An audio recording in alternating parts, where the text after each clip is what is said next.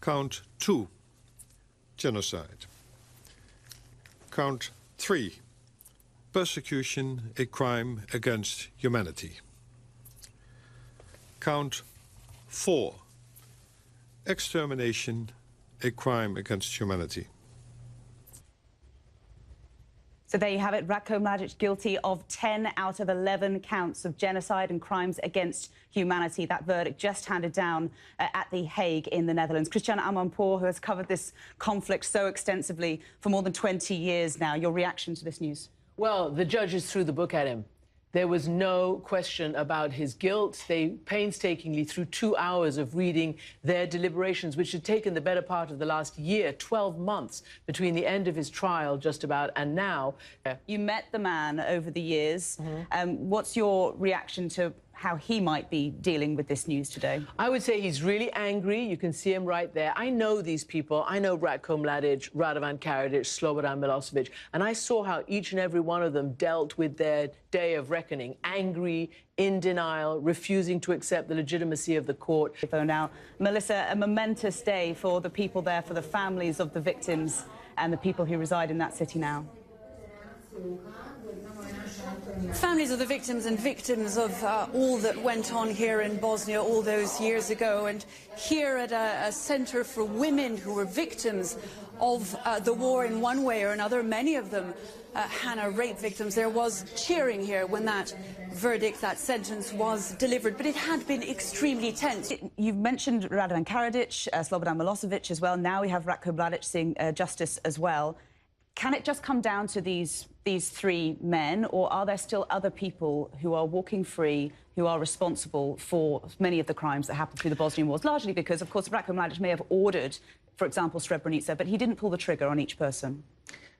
Yeah, you know, the issue when you come to prosecuting these great crimes is you have to get the leaders, because that is the signal to everybody that this has happened. Now, Mr. Mladic will be removed from the courtroom. That's how healthy he is. The press outside see. So that's just a reminder there of the moment just a few minutes ago, really, when Ratko Mladic was forcibly removed from the courtroom. He was complaining of high blood pressure, saying that he didn't want proceedings to continue. This was as the judge there at The Hague was reading out not just a list of the crimes that he's accused of, but then later on went to actually find him guilty of 10 of the 11 counts of genocide and crimes against humanity. Christiane Amanpour still with me now. You've been following the proceedings over the last hour with me here. What is the significance of this one man, Ratko Mladic, in the context of the wider conflict? Well, look, it's not just this one man. It's the last of the trio who were responsible in really, you know, dramatic terms for what happened for 3 years of war. Ida, one final thought. How will this story today be covered in the press in Bosnia-Herzegovina? Of course, headlines. Of course, guilty, guilty, guilty. I expect all the headlines just to display that. Ida Chekas, many thanks for joining us on CNN. We appreciate your thoughts on this momentous day.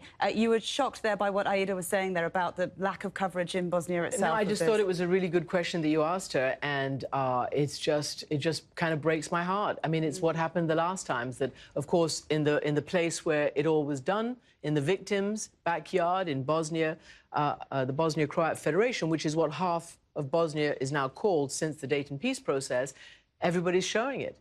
In Srpska, which is what Mladic said he was fighting for, they're not showing it. What's happened with Mladic and Karadzic and all of the others means that perhaps subordinates to military generals in the future might think twice when they're given an order to kill or given an order which goes against their moral conscience. They might now think twice, knowing that justice will eventually be handed down, and it will go to every corner that it needs to go in. How important is it then to get these top dogs, these top guys of any conflict in order to make sure that those who work underneath them are better people? Well, I think it is obviously very important, and she was right about what she said. That is the intended lesson, of course. But I'm very, very worried about what happens to young people who for whatever reason, get swept up in some mass hysteria, because this is what it was, Mass hysteria fed, and this is so important, fed by lies and fake news. Fake news I first came across in the Bosnia War, where one side was literally drumming up total lies made up of whole cloth, propaganda and lies against the victims, against the Bosnia. And, you know, you can say that these kinds of courts and these kinds of justices and these kinds of verdicts do provide a formal, legal, you know, social, moral line. But what happens when the human mind is caught up in this, you know, in this tunnel of lies, in this mass hysteria, in this cult?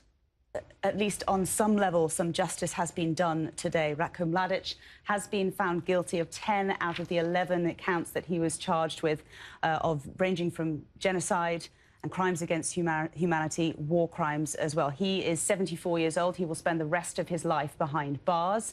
That was the sentence handed down at The Hague in the Netherlands today. Christiane Amanpour has been with me for the last hour with her unique take on what's happened in Bosnia-Herzegovina over the last 20, 25 years. That is our breaking news, and we'll have more coverage of it in the next hour as well. Thanks for joining us on CNN.